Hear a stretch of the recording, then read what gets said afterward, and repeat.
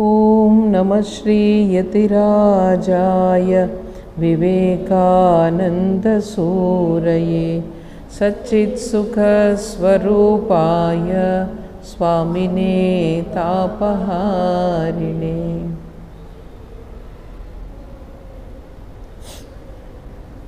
ఈరోజు స్వామీజీ లెక్చర్స్ చూస్తున్నాము ఒకదాని తర్వాత ఒకటి. లాస్ట్ టైం మనం చూసాము వైదిక ధర్మ ఆదర్శాలను చూసాం. లాస్ట్ టైం నువ్వు రాలేదు కదా. వైదిక ధర్మ ఆదర్శాలు ఇది ఫస్ట్ వాల్యూమ్లో ఉంది. లెక్చర్స్ అండ్ డిస్కోర్సెస్లో వరుసగా మనం ఒకదాని తర్వాత ఒకటి వస్తున్నాము. వైదిక ధర్మం గురించి చెప్తూ చిట్టు చివరికి ఏంటంటే మనిషి భగవంతుడి గురించి వెతుకుతూ ఫస్ట్ బయట వెతికాడు. బయట వెతికిన తర్వాత నెమ్మదిగా ఏం చేస్తారనమాట, భారతదేశంలో ఏమైంది, నెమ్మదిగా భగవంతుడు అన్నది ఎక్కడో బయట లేడు, మనలోనే ఉంది ఆ సత్యం అనేది వాళ్ళు కనిపెట్టారనమాట. ఆ విధంగా అంతర్ముఖమైంది వాళ్ళ మైండ్. వాళ్ళ లోపలే మెడిటేషన్ ద్వారా సెర్చ్ చేయడం మొదలుపెట్టారు. అప్పుడు వేదాంత ధర్మం అనేది, వేదాంత తత్వం అనేది పుట్టుకొచ్చింది అని చెప్పి లాస్ట్ టైం లెక్చర్లో చెప్పారు. ఇప్పుడు ఈ లెక్చర్లో ఏం చెప్తున్నారు, అసలు వేదాంత ధర్మం అంటే ఏంటి, వేదాలు వేదాంతం అంటే వేదాల యొక్క ఎస్సెన్స్, సారం అని చెప్పొచ్చు, లేకపోతే వేదాల యొక్క చివరి మెసేజ్ అని చెప్పొచ్చు అనమాట. సో ఈ వేదాంత ఫిలాసఫీ, దీన్ని తెలుసుకునే ముందు మళ్ళీ ఒకసారి ఫిలాసఫీ అంటే ఏంటి అది కొంచెం తెలుసుకోవాలి. ఫిలాసఫీ అంటే ఏంటి, దేని గురించి తెలియజేస్తుంది ఫిలాసఫీ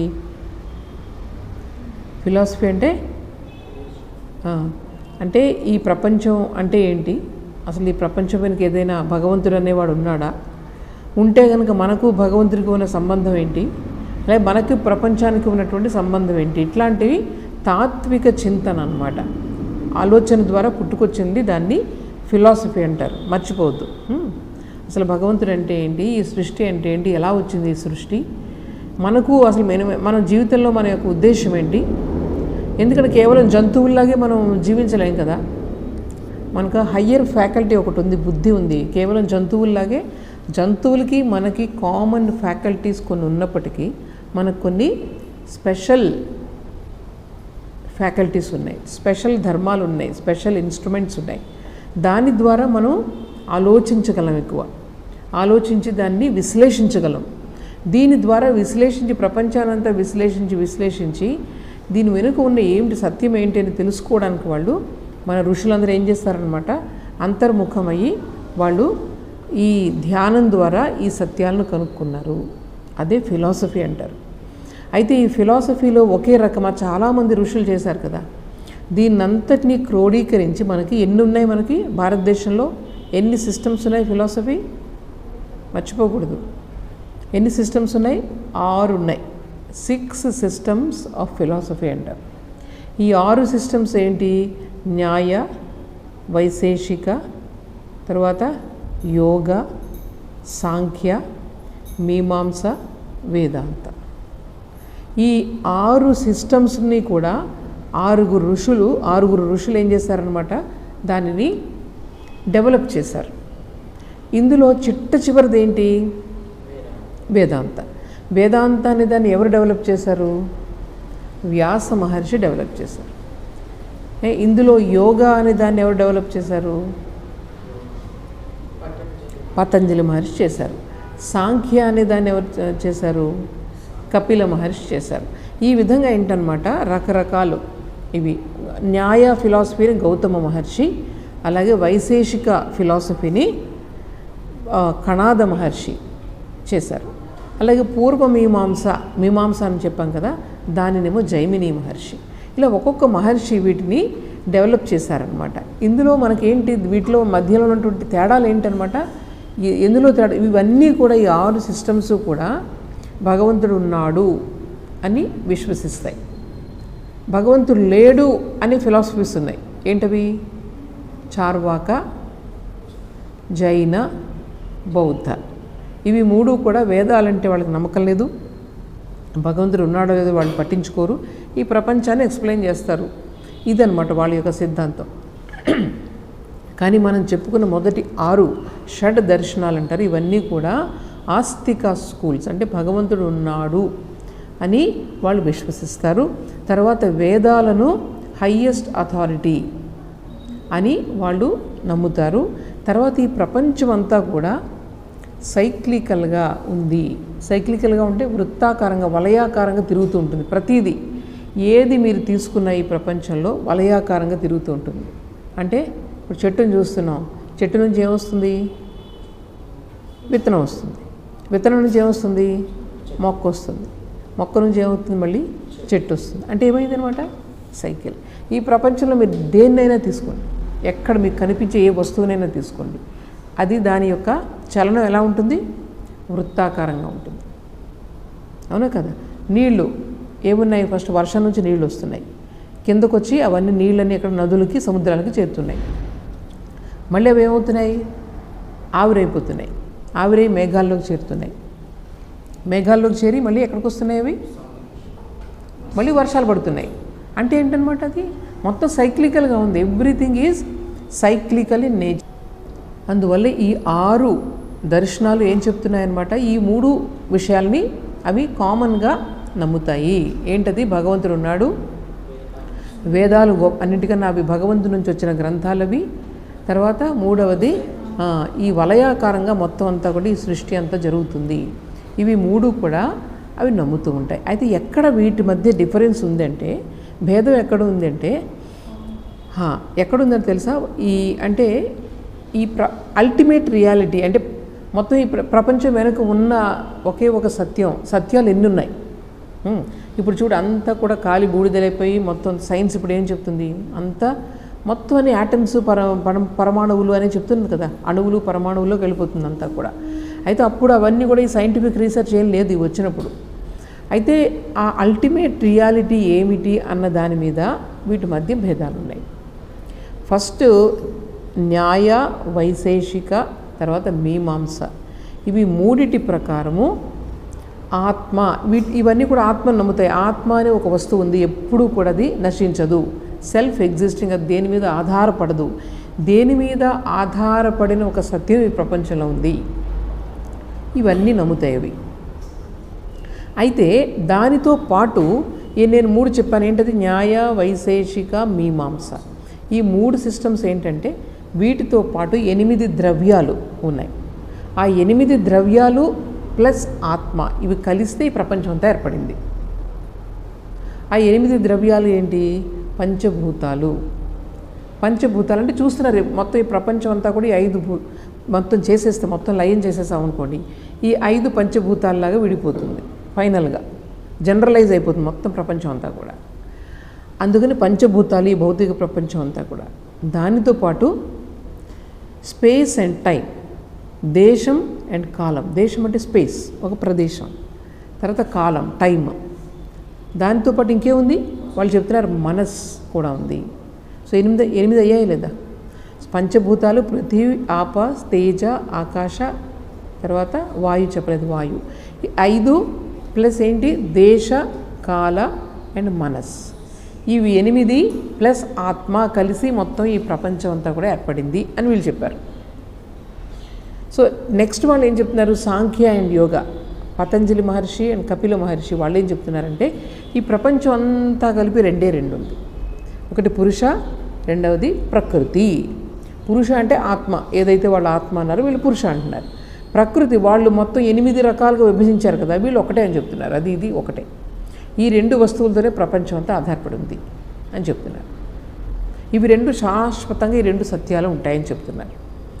ఇకపోతే ఒక్క వేదాంత వాళ్ళు మాత్రం ఏం చెప్తున్నారు? వేదాంత వాళ్ళు అంటే మన వ్యాస మహర్షి, ఆయన ఏం చెప్పారు? లేదు, ఒక్కటే ఒకటి ఉంది, 2 లేవు ఈ ప్రపంచంలో, ఒక్కటే ఒకటి ఉంది. మరి ఒకటే ఒకటి ఉంటే ఇన్ని రకాలుగా ఎందుకు కనిపిస్తున్నాయి అని అడిగితే ఆయన ఏం చెప్తారంటే అవి నిజంగా కనిపించట్లేదు, ఓన్లీ కనిపిస్తున్నాయి అంతే, యాక్చువల్గా ఏం లేదు. యాక్చువల్గా ఏమీ డిఫరెన్స్ లేదు, కేవలం కనిపిస్తున్నాయి. ఇందులోంచి నువ్వు నామ రూపాన్ని తీసేశారనుకోండి, నామాన్ని రూపాన్ని ఒక వస్తువు నుంచి తీసేస్తే ఏం కనిపిస్తుంది? ఏముంటుంది? ఏమైనా ఉంటుందా? ఏమీ ఉండదు. నామరూపాలను మీరు తీసేస్తే కనుక ఏమీ ఉండదు. ఆ నామరూపాలు మీరు దేంతో చూస్తున్నారు? మీ ఇంద్రియాలతో చూస్తున్నారు. కేవలం ఇంద్రియాల తర్వాతకే మీకు ఈ ప్రపంచం, తర్వాత ఈ ప్రపంచం లేదు. ఈ విధంగా వాళ్ళు లాజికల్గా అసలు ఏమీ లేదు, కేవలం అపియరెన్స్, కేవలం కనిపిస్తుందంతే, ఇది ఉన్నట్లుగా కనిపిస్తుంది, ఒక్కటే ఉన్న రియాలిటీ, దట్ ఈజ్ బ్రహ్మన్ అని ఎవరు చెప్తున్నారు? వేదాంత ఫిలాసఫీ. అది ఎవరు రాశారు? వ్యాస మహర్షి. ఇప్పుడు మన భారతదేశంలో ఇందులో మళ్ళీ వేదాంత ఫిలాసఫీలో రకరకాలు ఉన్నాయి, రకరకాలుగా డెవలప్ అయింది. ఇప్పుడు భారతదేశంలో ఈ మొదటి 5 చెప్పానే, ఏంటది? న్యాయ, వైశేషిక, మీమాంస, యోగ అండ్ సాంఖ్య. ఇవి 5 కూడా ప్రజలు జీవించే అంటే ప్రజల జీవితాల్లో అవి ఇప్పుడు భాగస్వామ్యంగా లేవు. కొంతమంది పతంజలి యోగా కొంచెం చేస్తున్నారు తప్ప జీవితంలో ఆచరించే తత్వంలాగా ఇప్పుడు అవి ఆల్మోస్ట్ గాన్. జస్ట్ మనం యూనివర్సిటీలో చదువుకున్నాము, ఇది ఏం చెప్పారు, ఇదే అని చెప్పేసి. కానీ నిజంగా మనం జీవించేది ఇప్పుడు మన భారతదేశంలో ఏంటనమాట? వేదాంత ఒకటే. ఆ వేదాంతాలో మళ్ళీ ఆత్మకి పరమాత్మకి అంటే గాడ్ అండ్ సోల్, వీటి రెండిటికి మధ్య ఉన్న సంబంధాల్లో కొంచెం విభేదాలు ఉన్నాయి. మళ్ళీ అక్కడ 6 గొప్ప మహాత్ములు వాటిని 6 సిస్టమ్స్, మళ్ళీ ఈ వేదాంతం నుంచి 6 వచ్చాయి, గుర్తుపెట్టుకోండి బాగా. వేదాంతం నుంచి 6 వచ్చాయి. ఏమిటవి? ద్వైత, భేదాభేద, అచింత్య భేదాభేద, శుద్ధ ద్వైత, విశిష్ట అద్వైత అండ్ అద్వైత. వేదాంతం నుంచి మళ్ళీ ఎన్ని వచ్చాయి? 6 సిస్టమ్స్ వచ్చాయి. ఈ ద్వైత అంటే ఏంటనమాట? ఆత్మ వేరు, పరమాత్మ వేరు. ఆత్మ అంటే ఈ వ్యక్తి వేరు, అక్కడ భగవంతుడు వేరు అని చెప్తాయి ఇవి.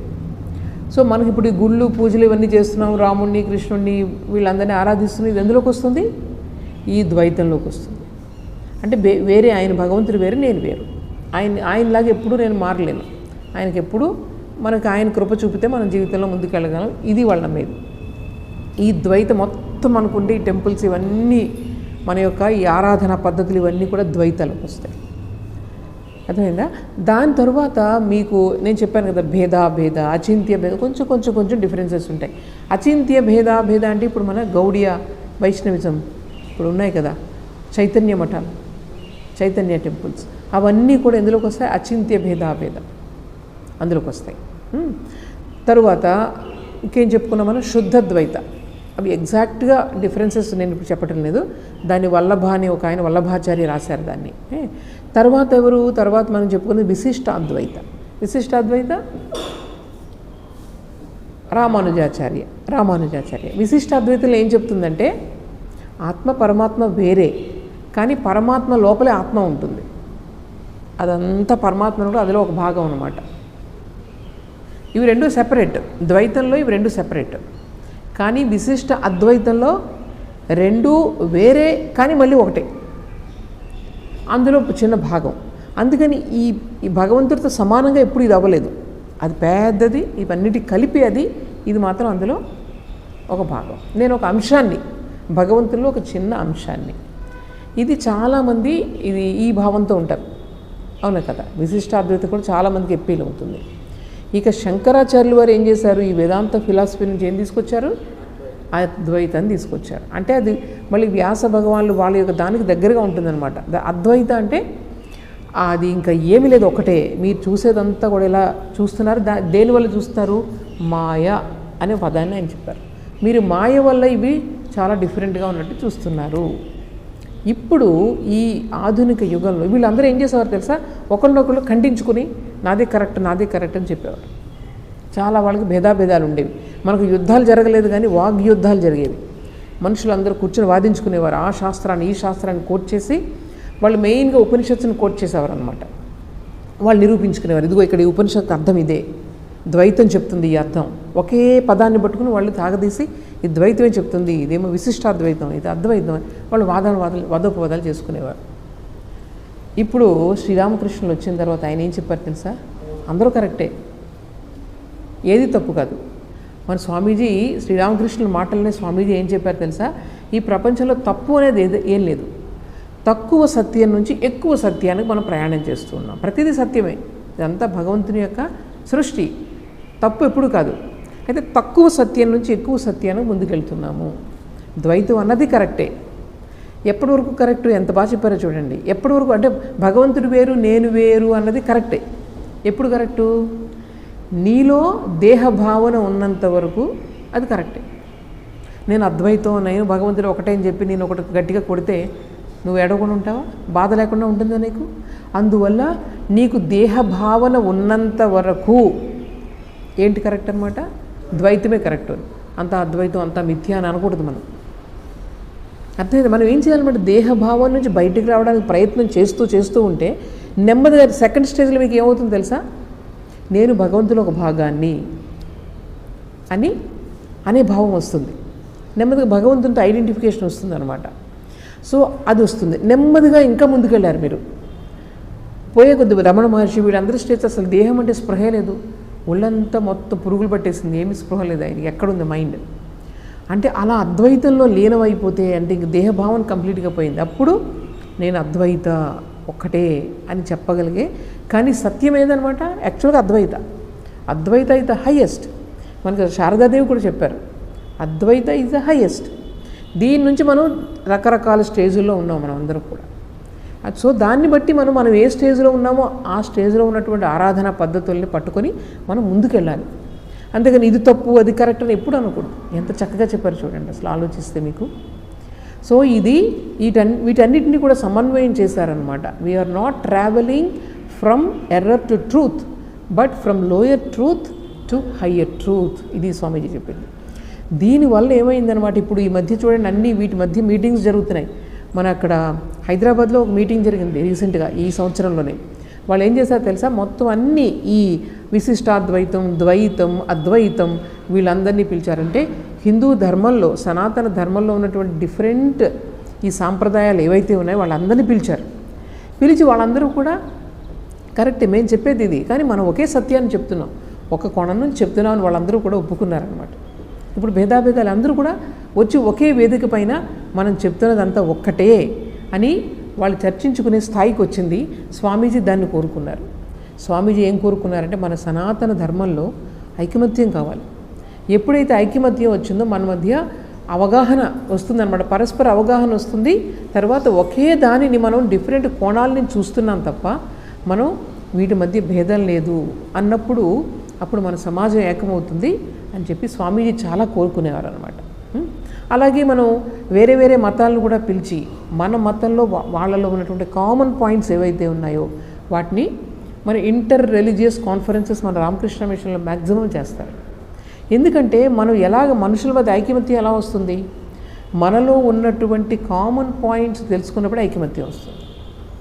మనలో ఉన్న భేదాలు ఎక్కువగా మీరు గుర్తు తెచ్చుకున్నారనుకోండి, మనుషుల దగ్గర గ్రూప్స్ అయిపోతారు అక్కడ. ఇప్పుడు ఇక్కడ మనం ఇంతమంది ఉన్నాము, నేను మీరు అందరూ కూడా మనుషులే, నాకు ఒక మనసు ఉంది, మీకు ఒక మనసు ఉంది అనుకున్నప్పుడు మనం అందరూ ఒక్కటే అనే ఫీలింగ్ వస్తుంది. నెక్స్ట్ డిఫరెన్స్ రావడానికి ఏంటి? ఇక్కడ ఒక ఐటమ్ ఏముంది? మేమందరూ సన్యాసినులు, మీరందరూ గృహస్థులు అన్న భావం వచ్చిందనుకోండి, ఐడెంటిఫికేషన్, అప్పుడు సెపరేషన్ వచ్చేస్తుంది. అంటే ఎక్కడైతే నువ్వు సెపరేషన్ తీసుకొస్తున్నావో అది అజ్ఞానం అనమాట. ఎక్కడైతే కామన్ పాయింట్ తీసుకొస్తున్నావో అది జ్ఞానం. నీకు జ్ఞానం పెరిగే కొద్దీ ఐకమత్యం పెరుగుతుంది. అర్థమైందా? ఇప్పుడు సరే మనం అందరం మానవులు అనుకున్నాం, అలాగే లేడీస్ ఉన్నారు, జెంట్స్ ఉన్నారు, మళ్ళీ అలా డిఫరెన్స్ వచ్చేస్తుంది. సో మానవులు అనుకున్నాం అందరూ ఒకటే. మరి ఇక్కడ ఇవన్నీ బెంచ్లు ఉన్నాయి, ఇవి ఉన్నాయి, ఫ్యాన్లు ఉన్నాయి, వీటిరెన్నిటిని కలపడం ఎలాగా? ఇవన్నీ కూడా ఒకటే, జీవులు నిర్జీవులు అని రెండు రకాలు ఉన్నాయి. అలా కాకుండా ఇదంతా కూడా ఒకటే, సృష్టిలో అంతా కూడా ఒకటే. వీటి వెనుక మనకు వెనుక ఉన్నది ఏమున్నాయి? అణువులు, పరమాణువులు ఉన్నాయి. అందువల్ల సైన్స్ డెవలప్ అయిన తర్వాత అందరికీ కూడా ఈ సత్యం తెలిసింది. నీ వెనుక, బెంచ్ వెనుక, ఈ ఫ్యాన్ వెనుక ఉన్నది ఒకటే సత్యం. ఎట్లా తెలుస్తుంది? దాన్ని బాగా నలగొట్టండి, దీన్ని బాగా నలగొట్టండి, అలాగే ఈ హ్యూమన్ ఫ్లెష్ తీసుకొని బాగా మీరు డిసింటిగ్రేట్ చేయండి, చివరికి వచ్చేది మీకు ఏంటది? యాటమ్స్ వస్తాయి, సేమ్ యాటమ్స్. సో దీని అంతా వెనుక ఉన్నది, ఈ సృష్టిలో ఉన్నది అంతా కూడా ఒక్కటే అన్న జ్ఞానం సైన్స్ వచ్చిన తర్వాత వచ్చింది. నెక్స్ట్ లెక్చర్లో స్వామీజీ చెప్తారు, రిలీజియన్, మతం అన్నది శాస్త్రీయంగా సైంటిఫిక్గా ఎలా డెవలప్ చేయాలి, ఏదో చెప్తే నమ్మేయడం కాదు. అంటే రిలీజియన్ అంటే ఏదో బయట ఒకటి ఉంది దాన్ని నమ్మాలి, నమ్మకపోతే నీకు తప్పు పాపం ఇది కాదు కావాల్సింది. రిలీజియన్ అంటే మన యొక్క హ్యూమన్ కాన్స్టిట్యూషన్ నుంచే రావాలి. నేను ఫీల్ అవ్వగలగాలి, భగవంతుడు ఉంటే కనుక నేను ఫీల్ అవ్వగలగాలి. ఏదో నమ్మకం విశ్వాసం ఎవరో చెప్పారు, ఏదో బుక్లో రాసింది నమ్మడం అది కాదు. నేను ఒక అంతర్గతంగా నేను ఫీల్ అవ్వగలగాలి, అదే కదా, అదే రిలీజియన్, అదే రీజనింగ్గా ఉండాలన్నమాట. అది నెక్స్ట్ లెక్చర్లో వస్తుందన్నమాట. చాలా బాగుంటుంది అది. స్వామీజీ చాలా చక్కగా చెప్తారు. అక్కడ విదేశీయులుగా ఇవన్నీ చెప్తున్నారు ఆయన. కేవలం ఎవరో చెప్పారని నమ్మేయడం కాదు, మనలో పరివర్తన తీసుకొని రావాలి, మనం బాగా ఎక్స్పాండ్ అవ్వాలి. లేకపోతే రిలీజియన్ ఏంటి, నేను చెప్పింది నువ్వే నమ్మాలని చెప్తే ఎంత చాలా దారుణం కదా. నాకు ఒకటి ఉంటుంది, నీకు ఒకటి ఉండొచ్చు. ఇలా మన అందరి మధ్యలో ఉన్నటువంటి కామన్ పాయింట్స్ అని చెప్పేవాళ్ళే నిజమైన గొప్పవాళ్ళు అనమాట. వాళ్ళని మనం అనుసరించాలి. ఎంతసేపు విభేదాలు సృష్టిస్తారు, నీ పద్ధతులు నువ్వు వాళ్ళు పాటించట్లేదు కాబట్టి వాళ్ళని నాశనం చేసేయి. ఇలా చెప్పేవాళ్ళు ఎలా కలపగలరు మానవ జాతిని? ఎంత ఇవన్నీ కూడా చాలా చక్కగా మనం అర్థం చేసుకోవాలి. ఎవరైతే సమన్వయం చేస్తారో, సమన్వయం చేయడం అంటే అందరినీ ఒకే దాంట్లోకి తీసుకొచ్చి అందరూ ఒకటే నమ్మండి అని చెప్పడం కాదు. అందరిలో చాలా విభేదాలు ఉండాలి. మనుషుల్లో విభేదాలు లేకపోతే ఇంక బ్యూటీ ఏముంది? అందరూ ఒకేలా ఉన్నారనుకోండి, చూడడానికి ఏముంటుంది? ఏముండదు కదా. Variety is the spice of life. అందులోనే అందం ఉంది. కానీ ఆ వెరైటీ ఉంది కదా అని, భేదాలు ఉన్నాయని కదా అని చెప్పడం, ఇప్పుడు ఫైటింగ్లు చేసుకుంటూ ఉంటే అది కాదు కదా. మనం ఏం చేయాలన్నమాట, వెరైటీని ఎంజాయ్ చేయాలి. అందులో కామన్ పాయింట్స్ని పెట్టుకొని మనం ఐడెంటిఫై చేసుకోవాలి మిగిలిన వాళ్ళతో. సో ఈ విధంగా మనం చేసుకుంటూ పోతే మనకు ఎక్స్పాన్షన్ అనేది కలుగుతుందన్నమాట. స్వామీజీ ఇందులో చక్కటి కొటేషన్ ఇస్తారు. ఆ కొటేషన్ ఏంటంటే, where one hears another and one sees another that is small. ఇది ఉపనిషత్తు నుంచి. ఎక్కడైతే ఇంకొకరు నువ్వు చూస్తున్నావో, ఇంకొకరి మాట నువ్వు వింటున్నావో, అది చాలా చిన్న విషయం. Where one does not see another, one does not hear another, that is the greatest, that is God. అంటే వాళ్ళు వినకపోవడం అంటే వాళ్ళ మాటలు వినకపోవడం అట్లా కాదు. అక్కడ మీరు ఈ ఇంద్రియాలకు అతీతంగా వెళ్ళిపోయారనమాట. అక్కడికి మీరు వినట్లేదు. ఆ వెనక ఎక్కడైతే సత్యం ఉందో అందులో లీనమైపోయారు. అప్పుడు మాటలు వినిపించడం, కళ్ళు తెరిచి చూడలేరు మీరు. సో ఎక్కడైతే కామన్ పాయింట్ ఉందో అక్కడ మీ మైండ్ లయమైపోయింది. That is the highest. భూమావై తత్సుఖం నా అల్పే సుఖమస్తి. ఏదైతే చాలా విశాలమైందో అందులోనే నీ సుఖం ఉంది. నువ్వు నీలో ఇంక నేను నేను నేను అని కూడా తీసుకుని నీ ఫ్యామిలీలో నేను నీ ఇంకా అలా ఉన్నారనుకోండి, అందులో సుఖం లేదు. సుఖం ఎప్పుడు కదా, expansion is life, contraction is death. Even నువ్వు ఎప్పుడు నీలోనే ఉండి ఇంకెవరితోనూ కలవు అనుకో, it is equal to death. అది చెప్తారు స్వామీజీ. సో ఈ విధంగా ఏంటనమాట, మనం చాలా ఎక్స్పాండ్ అవ్వాలి అని చెప్తున్నారు. సరే, ఇంతవరకు మనం ఎక్కడికి వచ్చామంటే ఈ 6 ఫిలాసఫీస్ గురించి చెప్పుకున్నాం కదా. 6 ఇందులో వేదాంతలోనే 6 ఉన్నాయి. ఏంటున్నాయి? ద్వైత, భేదాభేద, అచింత్య భేదాభేద, శుద్ధ ద్వైత, విశిష్ట అద్వైత అండ్ అద్వైత. అద్వైత అనేది శంకరాచార్యులు వారు చేశారనమాట.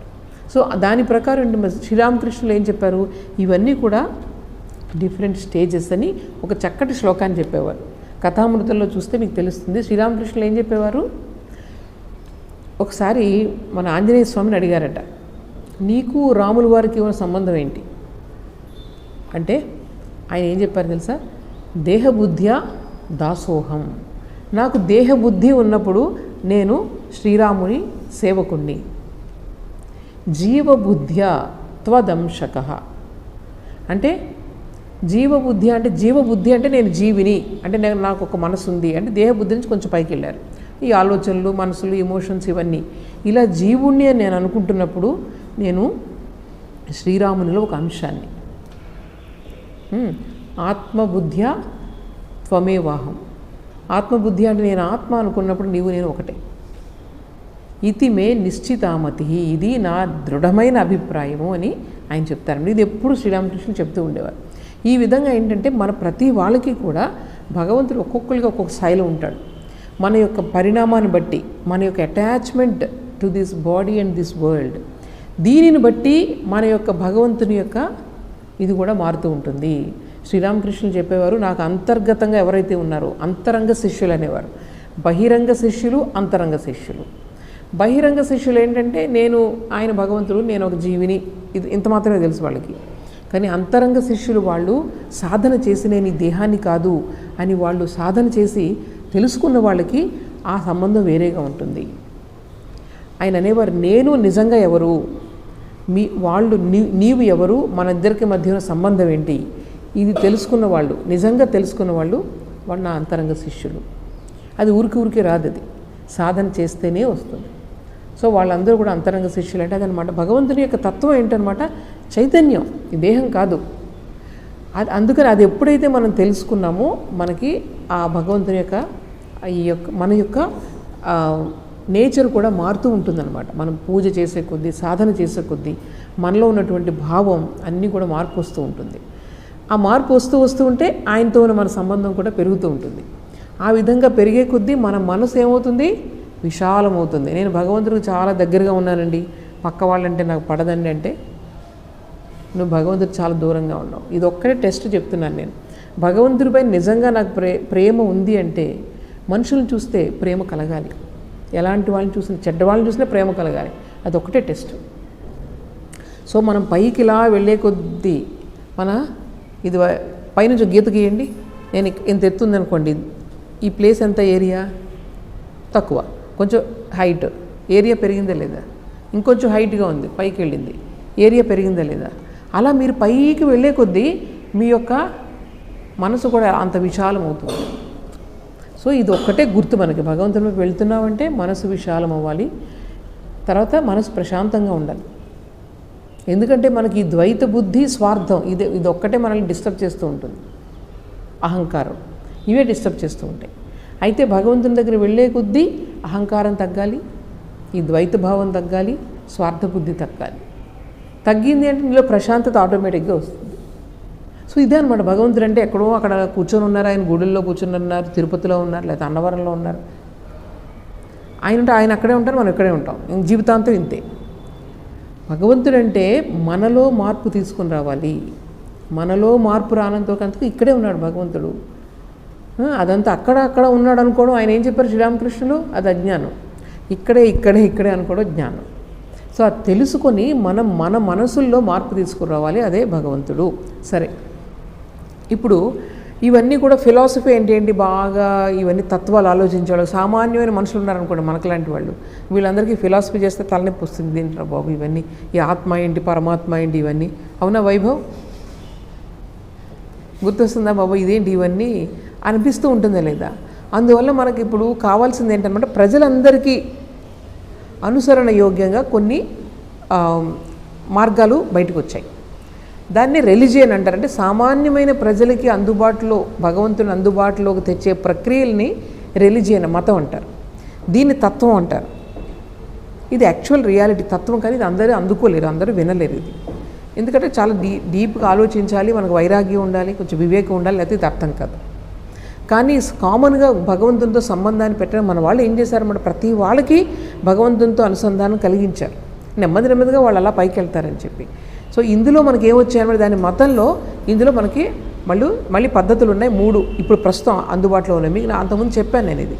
ఇదేంటిది, వైష్ణవిజం, శైవిజం, తర్వాత శక్తి మదర్. ఇంకా 2 ఉన్నాయి, గణపతి అండ్ సూర్య కూడా. అవి చాలా తక్కువ కాబట్టి అక్కడ మనం మెన్షన్ చేయట్లేదు. కామన్గా ఉన్నవి ప్రతి చోట మీకు కనిపించేది శివ టెంపుల్స్ ఉంటాయి, అలాగే విష్ణు, వెంకటేశ్వర స్వామి, నరసింహస్వామి అని విష్ణు అవతారాలు, విష్ణు టెంపుల్స్ ఉంటాయి. ఇంకా 3వది దేవి టెంపుల్స్ ఉంటాయి. సో ఇవన్నీ ఏంటనమాట, భగవంతుణ్ణి మనకి పూజల ద్వారా, రిచువల్స్, కర్మల ద్వారా, రకరకాల వాటి ద్వారా భగవంతునితో ఇది చాలా ప్రివిలెంట్గా ఉంది. ఇదంతా కూడా ఏంటనమాట, కానీ వేదాంతమే. ఇదంతా కూడా వేదాంతమే. అందువల్ల ఇప్పుడు మన భారతదేశంలో ధర్మం అనగానే వేదాలు అని చెప్పాం కదా. అంతకుముందు వేదాలు అంటే చాలా రకాలు ఉండేవి. మీమాంస, రిచువల్స్, యజ్ఞాలు, యాగాలు ఇవన్నీ చాలా చేస్తూ ఉండేవారు. కానీ ఇప్పుడు భారతదేశంలో అవన్నీ నెమ్మదిగా తగ్గిపోయాయి. ప్రతి ఇంట్లోనూ యాగం చేసేవాళ్ళు రోజు అక్కడ ఆ రోజుల్లో. ఇప్పుడు అవన్నీ తగ్గిపోయాయి. అంటే పారఫెర్నియాల బయట అని తగ్గిపోయి నెమ్మదిగా పూజల్లోకి వచ్చాయన్నమాట. పూజలు చేయడం ఇవన్నీ కూడా మొదలయ్యాయి. అయితే ఇవన్నీ కూడా నెమ్మదిగా తగ్గిపోయి కేవలం వేదాంత ధర్మం మాత్రమే మిగిలింది. రకరకాల షేపుల్లో ఉండేది. ద్వైతం, విశిష్టాద్వైతం, అద్వైతం. ఈ ఇందులో మళ్ళీ మనం సామాన్యంగా మనం చేసుకునే పద్ధతులు ఏమున్నాయన్నమాట, ఈ వైష్ణవిజం, శైవిజం అండ్ శాక్తిజం, ఇవన్నీ రకరకాలుగా డెవలప్ అయింది. ఇప్పుడు అదంతా అందుబాటులో ఉంది. ఇప్పుడు అంటే భారతదేశంలో ధర్మం ఏంటి అంటే వైదిక ధర్మం అని చెప్పేవారు. విదేశీయులకి వాళ్ళకి ఏంటంటే వైదిక ధర్మం అనగానే కేవలం వీళ్ళు యజ్ఞాలు చేస్తారు, కొన్ని స్తోత్రాలు చేస్తారు, స్తుతులు చేస్తారు, అట్లాగే తెలుసు. విదేశీ పండితులందరూ మన దేశం గురించి రాసేటప్పుడు వేదాల్లో ఏమున్నాయంటే కొన్ని స్తోత్రాలు ఉన్నాయి, కొన్ని యజ్ఞాలు ఉన్నాయి, యాగాలు ఉన్నాయి, ఇదే చెప్తారు. కానీ ఇప్పుడు మోడర్న్ టైమ్స్లో ఇప్పుడు భారతదేశంలో ధర్మం ఏంటంటే స్వామీజీ చెప్తారు వేదాంతం అని చెప్పాలి. హిందూ అనే పదం తర్వాత వచ్చింది. హిందూ అనే పదం వేరే వాళ్ళు ఉపయోగించింది, మనం చెప్పింది కాదు అది. ఎందుకంటే సింధు నదికి ఇటుపక్క ఉండేవాళ్ళు సింధువులు వాళ్ళు అలా అని హిందువులు అని అయిపోయింది అనమాట. సో వేదాంతికులన్నా హిందువులన్నా ఒకటే. అయితే తర్వాత ఇక్కడికి వేరే రిలీజియన్స్ కూడా రావడం మొదలుపెట్టాయి, ఇస్లాం, క్రిస్టియానిటీ. అందువల్ల ఇప్పుడు హిందూ దేశంలో ఏదైతే వేదాంత ధర్మం ఉండేదో అందులో ఇప్పుడు రకరకాల ధర్మాలు వచ్చి ఇక్కడికి చేరుకున్నాయి. కానీ ఏదైతే మనం వేదాంతం అని అంటున్నామో అద్వైత వేదాంతంలో అన్నిటికీ స్థానం ఉంది. అద్వైత వేదాంతం ఇంకెక్కడా లేదు ప్రపంచంలో. ఆ థియరీస్ కేవలం సైన్స్, ఇప్పుడు ఏదైతే సైన్స్ డెవలప్ అవుతుంది చూడండి, ఆ సైన్స్తో మాత్రం చాలా రిలేషన్ ఉంటుంది, రెండింటికి మధ్య చాలా సంబంధం ఉంది. అందుకే స్వామీజీ అంటారు సైంటిఫిక్ రిలీజియన్. ప్రతి దానికి నీకు ఎక్స్ప్లెనేషన్ ఉంటుంది ఇందులో. సో అద్వైత వేదాంత అన్నది అందులో అన్ని ధర్మాలు నువ్వు చేర్చుకోవచ్చు. క్రిస్టియానిటీ ఇంకో 100 ధర్మాలు వచ్చినా ప్రాబ్లం లేదు. ఆ సూత్రాలు ఏవైతే అక్కడ చెప్పారో అన్నీ ఇందులో ఉంటాయన్నమాట. సో ఈ విధంగా ఏంటంటే అనమాట ఇది అన్నిటినీ కలుపుకునే ధర్మం. ఎందుకంటే ఇక్కడ ఒక మనిషి పేరు లేదు, ఒక పర్టికులర్ పుస్తకం లేదు, కేవలం కొన్ని అనుభూతులు మనకు రికార్డ్ అయి ఉన్నాయి. ఆ అనుభూతులు నువ్వు ఎలా చూడాలి, నువ్వు అనుభూతి చెందుతూ నువ్వు దాన్ని కనుక్కోవాలి. అంతేకాని ఒక దాన్ని అక్కడ చెప్పారు కాబట్టి నమ్మేసేయని ఈవెన్ బుద్ధుడు కూడా చెప్పారు, ఏదో నేను చెప్పాను మీరు ఎవరు నమ్మద్దు. సో చూడండి, ఇది చాలా సైంటిఫిక్ రిలీజన్. ఇప్పుడు ఈ వేదాంత ఫిలాసఫీ చెప్తూ ఈయన ఇందులో రకరకాలు ఉన్నాయని చెప్తూ చివరికి స్వామీజీ ఎక్కడ ముగిస్తారంటే అద్వైత వేదాంతంలో ముగిస్తారు. అద్వైత వేదాంతంలో ముగించి అప్పుడు ఆ స్వామీజీ ఉన్న టైంలో, అమెరికాలో ఉన్న టైంలో సైన్స్ బాగా డెవలప్ అయింది. దానికి సైన్స్కి ఉన్న సంబంధాన్ని ఆయన చెప్తారనమాట. సో ఈ అద్వైత వేదాంతంలో ఈ వేదాంత ఫిలాసఫీస్ అన్నిటిలో కూడా సాంఖ్యయోగం నుండి సైకాలజీ, అంటే ఈ సైకాలజీ అంటే మీరు ఏం చెప్తారంటే ఈ మనస్తత్వ శాస్త్రం అంటారు కదా, అందులో ఉన్నటువంటి దాన్ని సాంఖ్య సైకాలజీ నుండి తీసుకుంటారనమాట. అందులో ఏమున్నాయి, పురుష ప్రకృతి ఉంది కదా, ఈ పురుషలో 24 తత్వాలు ఉన్నాయి. పంచభూతాలు, పంచమహా తన్మాత్రలు, జ్ఞానేంద్రియాలు, కర్మేంద్రియాలు, ఇవన్నీ అందులో ఉన్నాయి కదా. అవన్నిటిని కూడా వీళ్ళు ఎక్స్ప్లెయిన్ చేయడానికి వేదాంతం వాటిని తీసుకుంటుందన్నమాట, సాంఖ్య ధర్మాన్ని. అదంతా ఇక్కడ ఎక్స్ప్లెయిన్ చేస్తున్నారు.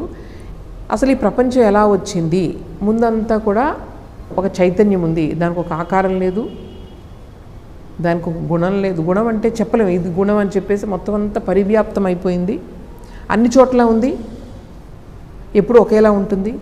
దాని చైతన్యం అంటే ఇది ఎప్పుడు ఒకేలా ఉంటుంది, అన్ని చోట్ల ఉంటుంది, అన్ని కాలాల్లో ఉంటుంది, అది చైతన్యం. దాన్నే వీళ్ళు సాంఖ్యయోగంలో ఏమన్నారు, పురుష అన్నారు. వేదాంతంలో ఏమన్నారు, బ్రహ్మన్ అన్నారు. ఇలా రకరకాల పేర్లు పెట్టారు. అయితే బాగానే ఉందండి, అక్కడ ఒక రియాలిటీ ఉంది, ఎప్పుడు చేంజ్ అవ్వండి ఉంది, ఒకటి బాగానే ఉంది. మరి ఈ ప్రపంచం ఏంటి, ఈ ప్రపంచం ఎలా వచ్చింది అర్థమైందా?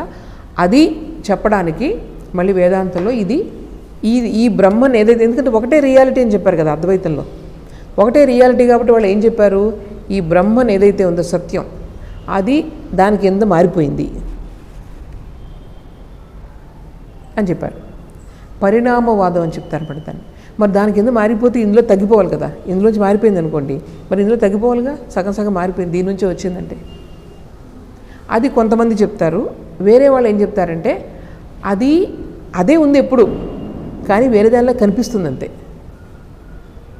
దాన్ని వివర్తవాదం అంటారు. రకరకాలు ఉన్నాయంటే ఇది చదివే కొద్ది ఓషన్ అనమాట, ఇది పెద్ద సముద్రంలో ఉంటుంది. ఇది వివర్తవాదం అంటారు. అంటే వాళ్ళు ఏం చెప్తారో తెలుసా, నువ్వు రోడ్డు మీద వెళ్తున్నావు, కొంచెం మసక చీకటిగా ఉంది, అప్పుడు ఒక రోడ్డు మీద పెద్ద తాడు పడి ఉంది, అలా మెలికలు తిరిగి, నువ్వు వెంటనే ఏమనుకుంటున్నావు, పాము అనుకుంటున్నావు. యాక్చువల్గా ఏముంది అక్కడ, తాడు ఉంది, తాడును పాము అనుకుంటున్నావు నువ్వు. సేమ్ అలాగే మీరు చీకటి అజ్ఞానంలో ఉన్నారు కదా, అందువల్ల మీరు ఏమనుకుంటున్నారనమాట, ఈ సత్యం ఏదైతే ఉందో, చైతన్యం ఏదైతే ఉందో దాన్ని మీరు రకరకాలు ఇవన్నీ చూస్తున్నారు మీరు భ్రాంతితో. ఒకసారి వెలుగు వచ్చిందనుకోండి, చక్కగా కనిపిస్తుంది, అది అయ్యో తాడా అనుకుంటాం. ఈసారి ఇప్పుడు చాలా భయపడిపోయారు మీరు. అందుకే మనం ప్రపంచం భయపెడుతుంది, ఎందుకని మనం రకరకాలు చూస్తున్నాం కాబట్టి భయపెడుతుంది మనల్ని. ఇప్పుడు రెండోసారి మళ్ళీ చీకట్లో మీరు వెళ్తున్నారు. ఆ రోజు భయపడిపోయారు, గుండె దడదడలాడిపోయింది, పాము నా మీదకి వస్తుందని భయపడిపోయారు. ఆ రోజు వెలుగు రాగానే అయ్యో రామా దీనికే నేను భయపడ్డానా అని చెప్పి మీరు అనుకొని నెక్స్ట్ ఇంకొకసారి ఇంకో సంవత్సరం తర్వాత మళ్ళీ మీరు అలా చీకట్లో వెళ్తున్నారు, ఒక తాడు పడుంది అక్కడ. అప్పుడు అంత భయపడరు, అవునా కదా?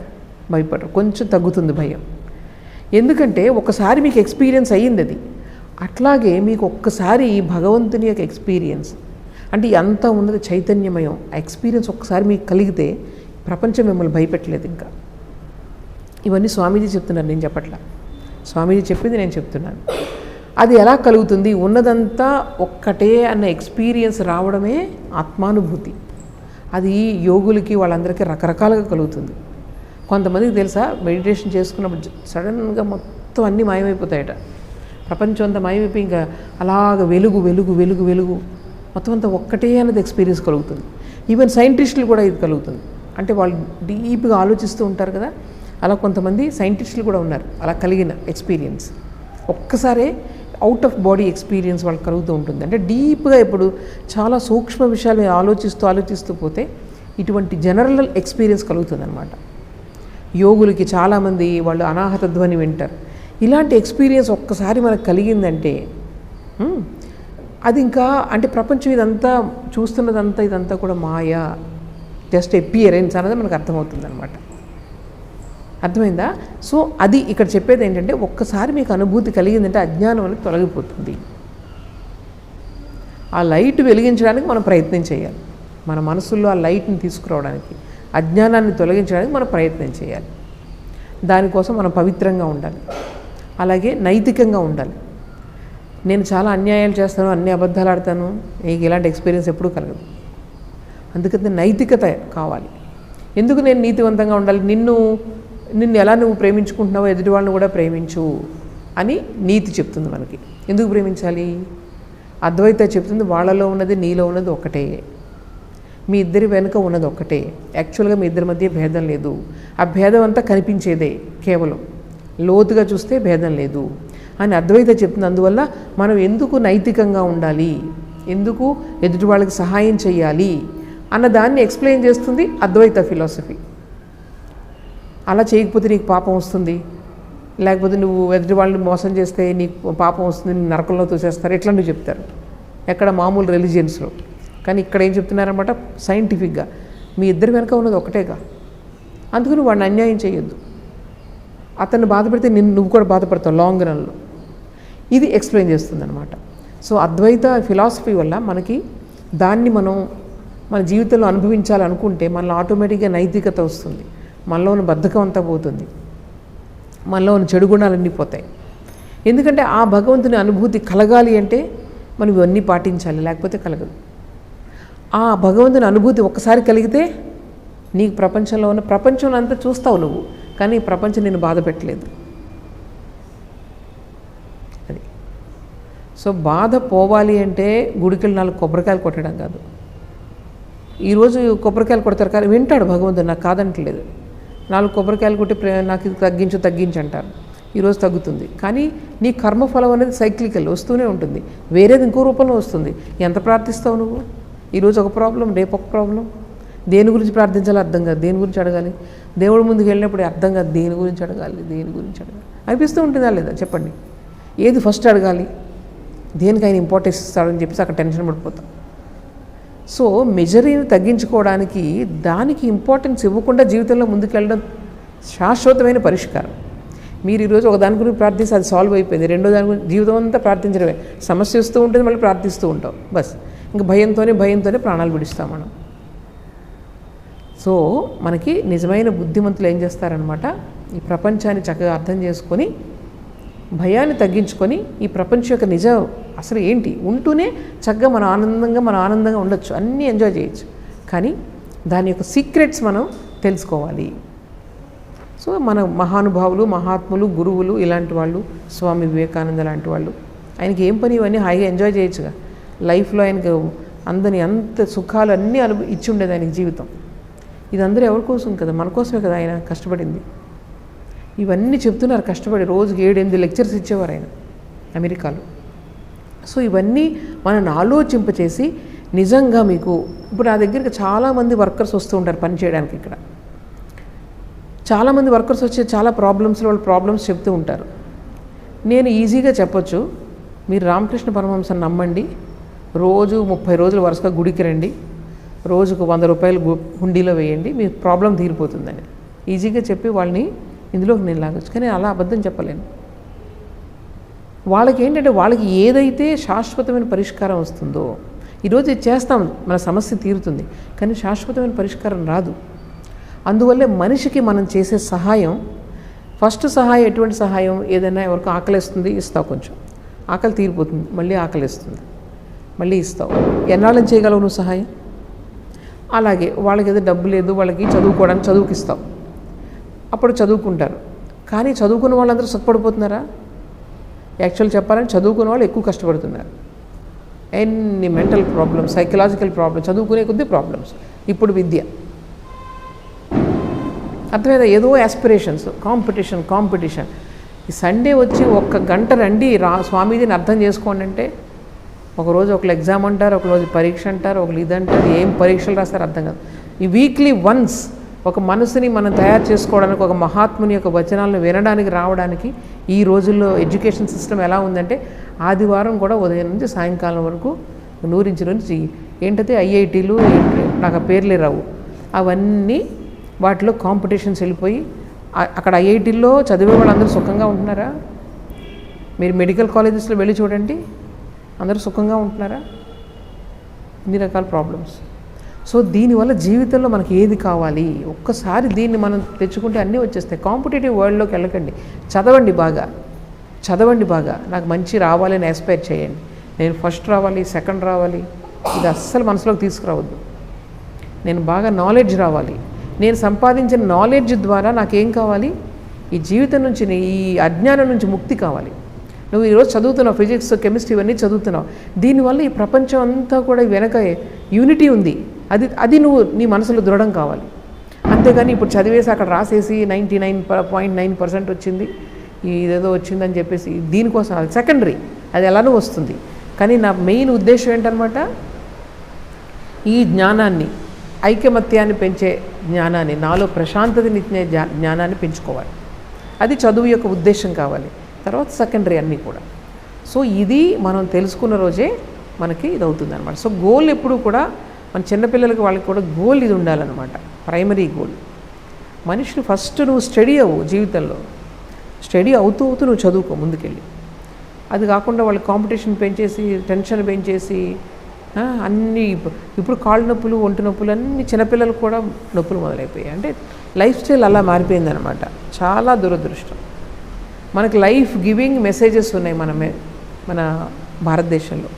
ఎంత స్టడీ చేశారు అసలు భగవంతుడి గురించి, ఆత్మ గురించి ఎంత స్టడీ చేశారు, కానీ అవి చదివే టైం మన ఎవరికి లేదు, మాకే లేదు. మాకు కూడా మీతో పాటు మేము పరిగెడుతున్నాం, మీతో పాటు మేము ఆశ్రమాలు కూడా పరిగెడుతున్నాం, మీ కాంపిటీషన్ దాంతోపాటు. ఈరోజు నాకేం పని, ఒక అరగంట ముందు వచ్చి కూర్చున్నాను, ఎవరు రాలేదు. ఏంటంటే అందరూ కారణాలు చెప్తున్నారు, మీ వెనక మేము పరిగెడు, మీకు తాళం వేస్తూ మేము వెళ్తున్నాం. మేము అసలు భగవంతుడి గురించి ధ్యానం చేయడానికి, ఆలోచించడానికి, ఆ సత్యాన్ని తెలుసుకోవడానికి అన్నింటినీ వదిలేసి వచ్చాం. ఇక్కడ మేమేం చేస్తున్నాం, మీకు తాళం వేస్తూ. అలా అయిపోయింది ప్రపంచం. సో ఈ విధంగా ఏంటంటే దేనికి ఇంపార్టెన్స్ ఇవ్వాలి జీవితంలో మనం గుర్తుపెట్టుకుంటే ముందుకు వస్తాం. అర్థమైందా బాలు? అర్థమైందా?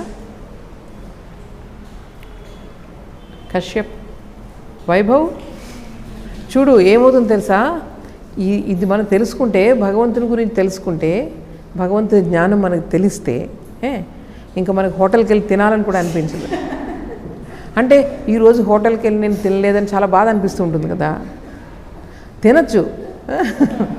అంటే మీ స్థాయిలో ఉన్న మీ బాధలన్నీ కూడా పోతాయి అన్నమాట, మా స్థాయిలో ఉన్న మా బాధలన్నీ పోతాయి. ఎంత ఆనందం కదా. సో అన్ని రకాల బాధలు పోయే మార్గం ఒకటి ఉంది, ఆ మార్గానికి మనం ప్రయత్నం చేయాలి. సరేనా? ఇది ఈరోజు. ఏమైనా ప్రశ్నలు ఉన్నాయా? ఆలోచించాలి కదా ప్రశ్నలు కావాలంటే.